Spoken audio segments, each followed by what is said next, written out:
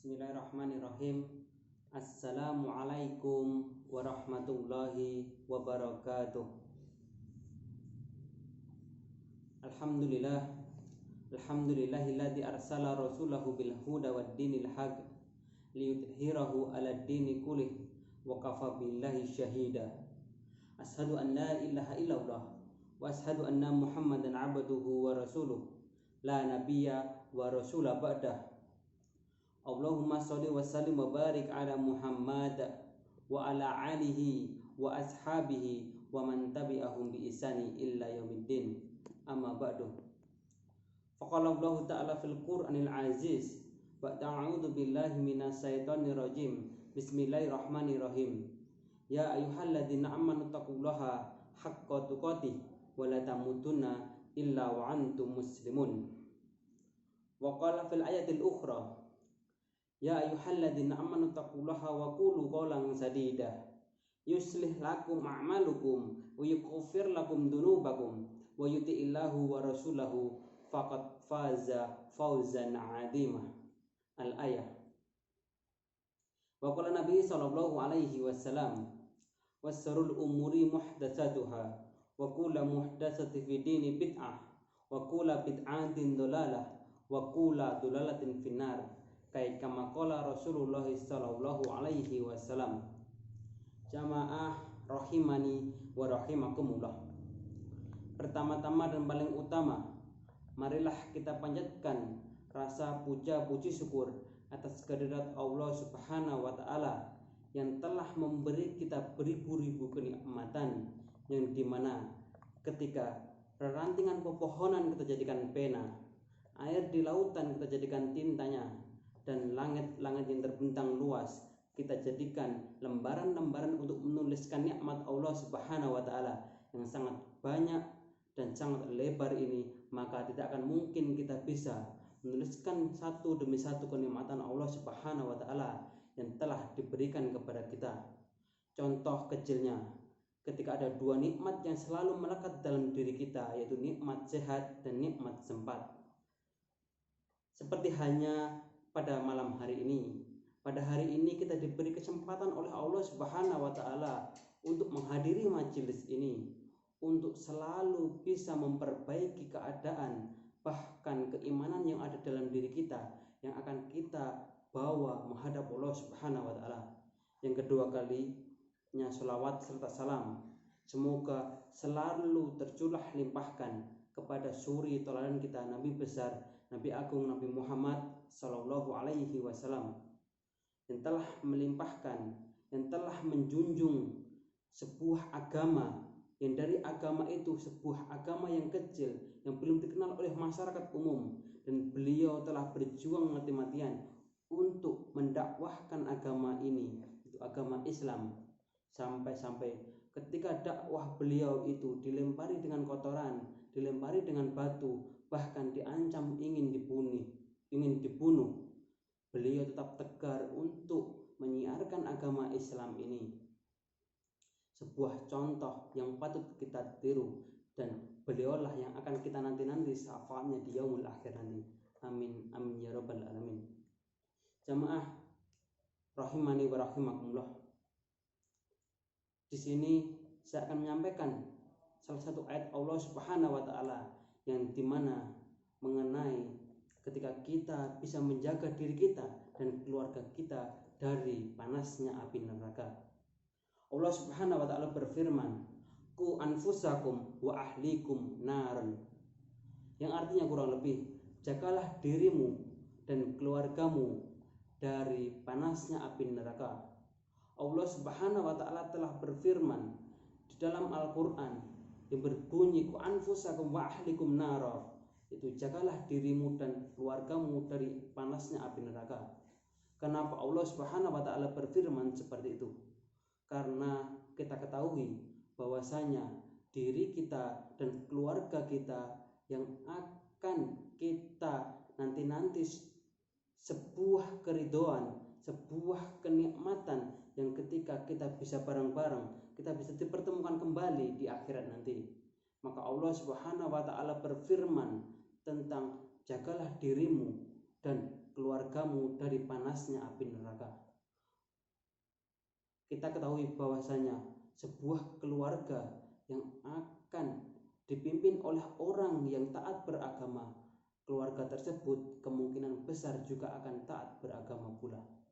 Begitu juga sebaliknya, ketika di dalam keluarga memiliki sebuah panutan ataupun sebuah imam yang tidak taat kepada Allah Subhanahu wa taala, maka pengikut-pengikutnya ataupun anggota keluarga yang lainnya pasti juga tidak akan taat kepada Allah Subhanahu wa taala.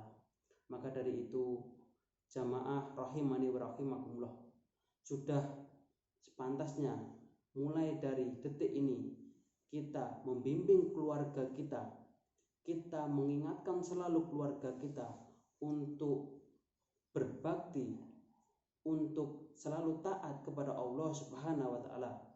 Anak kita nasihati untuk berbakti kepada orang tuanya, dan juga ketika orang tua selalu mengasihi, menyayangi anak-anaknya, dan bisa membangun sebuah keluarga yang sakinah, mawadah, warahmah, yang dimana dalam keluarga tersebut dinaungi malaikat-malaikat yang selalu mendoakan keberadaan mereka.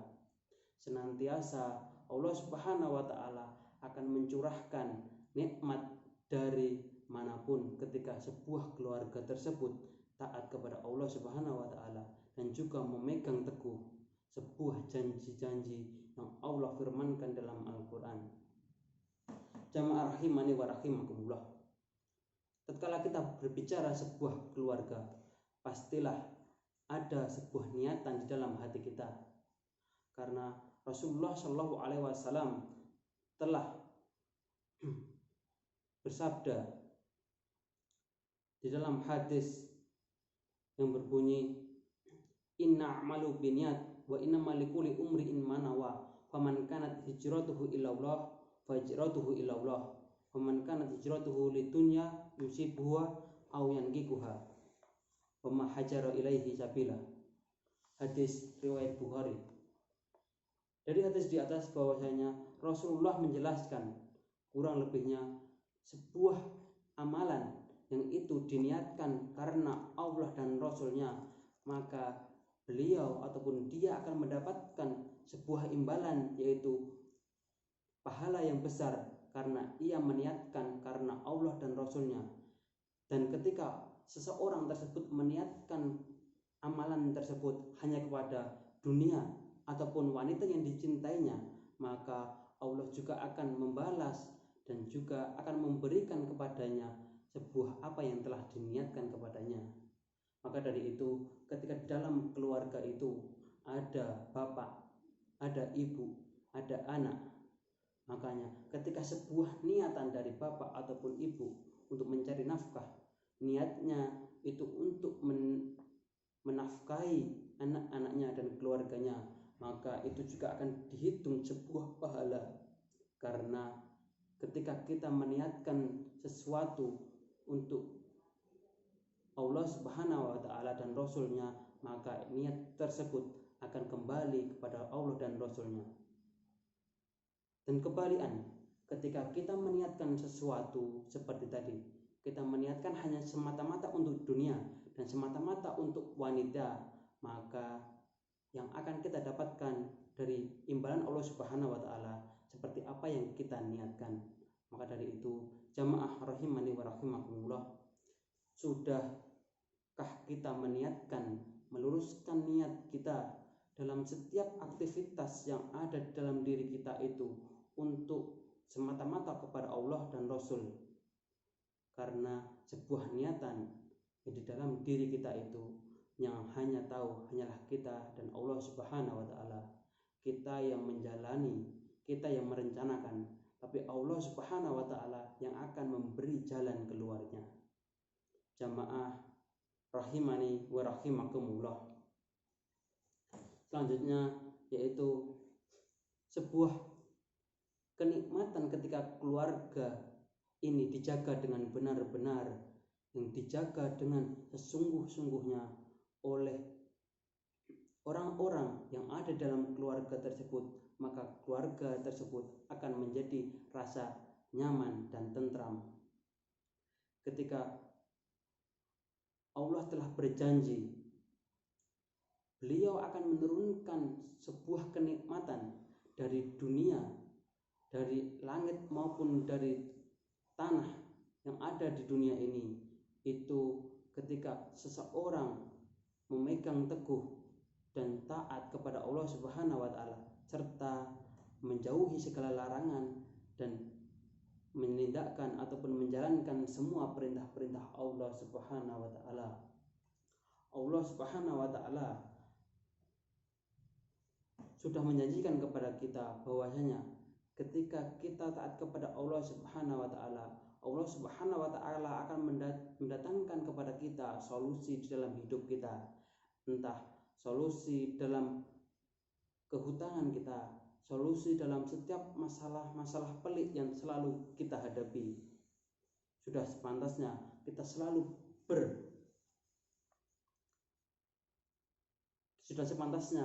selalu bersyukur kepada Allah Subhanahu wa taala, karena tiada kenikmatan, tiada suatu yang dapat disandarkan kecuali kepada Allah Subhanahu wa taala.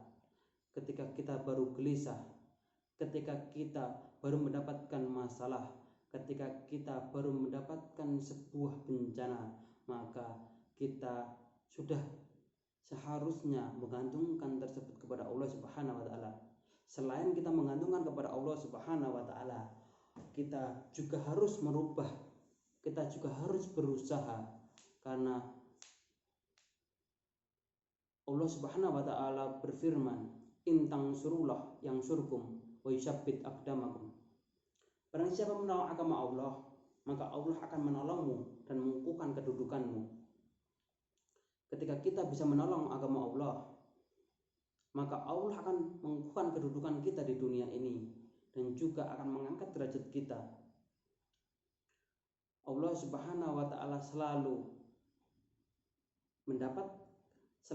memberikan kepada kita sebuah kenikmatan yang sangat besar di dalam keluarga kita, di dalam keluarga kecil maupun keluarga besar kita. Ketika keluarga tersebut tidak dimasuki dengan namanya agama, pasti keluarga tersebut akan hancur dengan hitungan waktu. Percaya atau tidak, ketika sebuah keluarga tersebut tidak dibina, tidak dibimbing dengan agama yang selalu dicontohkan oleh Nabi Muhammad SAW dan telah diberikan firman oleh Allah Subhanahu wa taala dalam Al-Qur'an, maka keluarga tersebut akan hancur lama-kelamaan.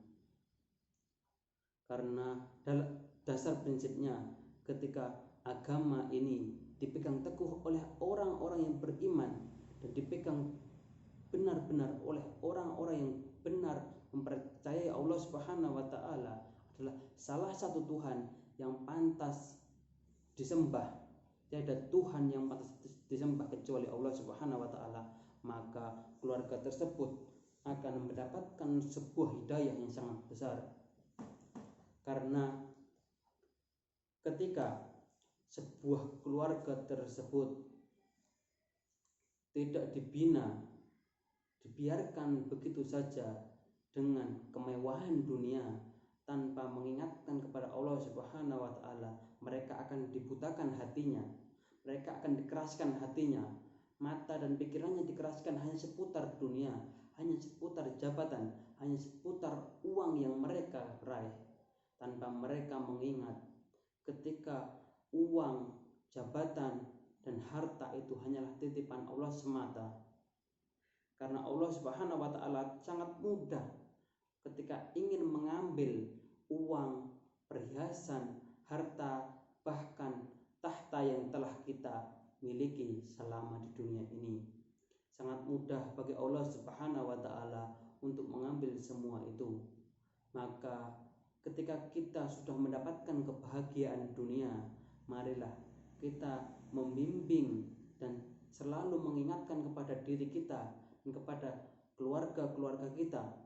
Bahkan ketika kita bisa menyiarkan agama ini kepada orang yang luas, maka kita bisa menyiarkannya kepada agama, kepada orang-orang yang mengetahui tentang agama yang sangat dalam.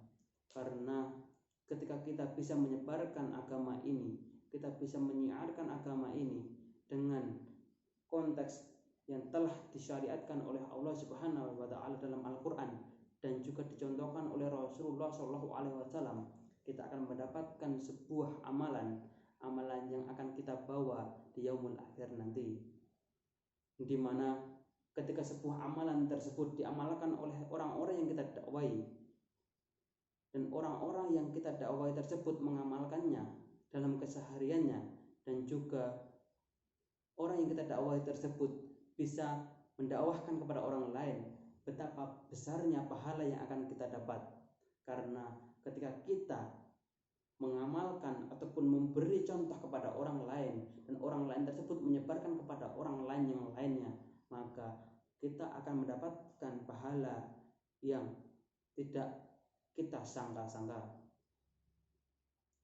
Jamaah rahimani wa rahimakumullah.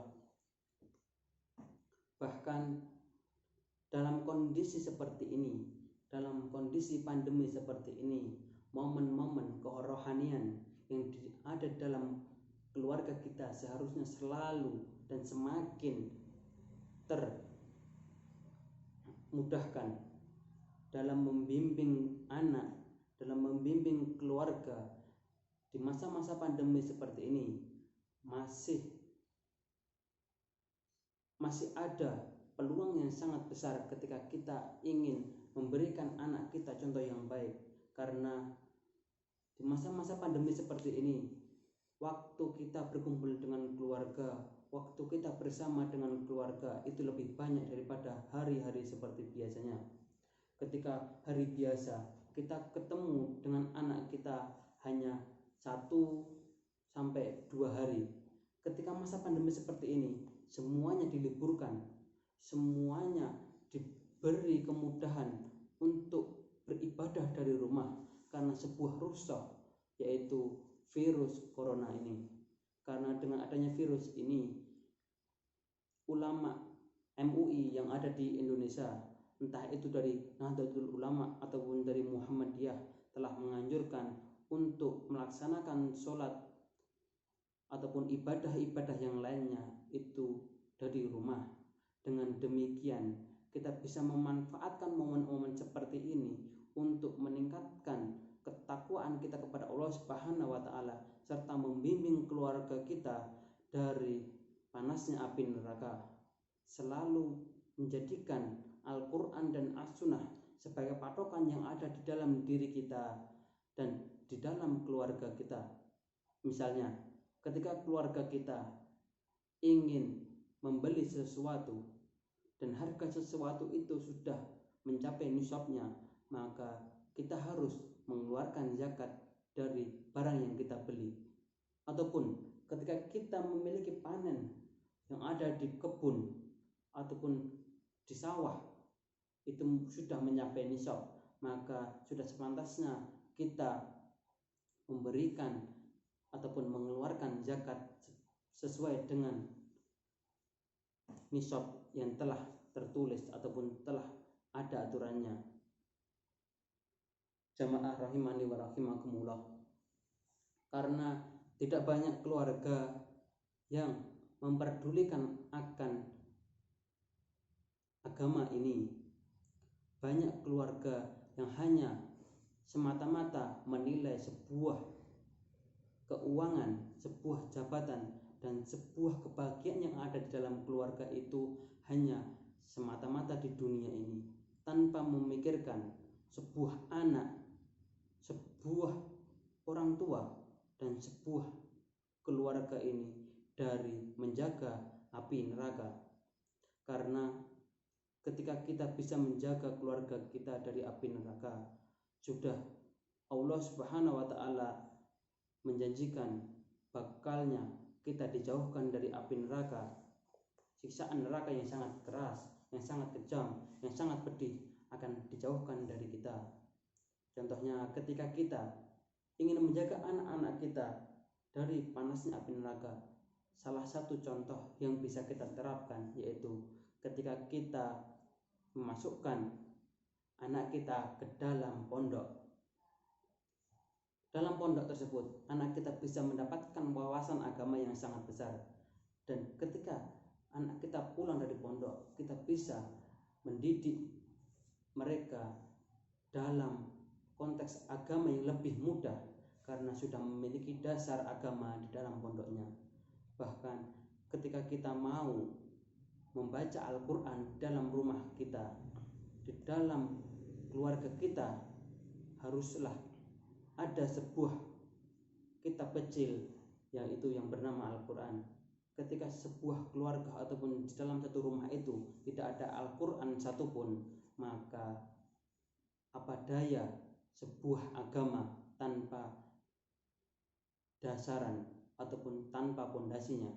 Karena pondasi agama ini yaitu Al-Quran, yang dimana dapat kita contohkan, yang telah Allah Subhanahu wa Ta'ala firmankan, dan juga Nabi Shallallahu Alaihi Wasallam telah contohkan kepada kita ketika malaikat datang ke dalam rumah kita mendoakan kita, itu karena di dalamnya terdapat naungan-naungan agama ataupun naungan-naungan Al-Quran. Ketika di rumah kita masih ada sebuah tempat-tempat yang belum tersentuh oleh Al-Quran, maka kita harus berusaha semaksimal mungkin untuk menyiarkan Al-Quran di dalam rumah kita. Kita baca Al-Quran di dalam rumah kita agar malaikat-malaikat itu selalu menaungi keluarga kita. Mungkin banyak kurangnya, kami mohon maaf bila ada salah datangnya dari saya sendiri, dan bila ada benarnya itu datangnya dari Allah Subhanahu wa Ta'ala. Aqulu qouli hadza fa innal insanu fi makharimil qata'i wa nisyan fastabiqul khairat. Wassalamu alaikum warahmatullahi wabarakatuh.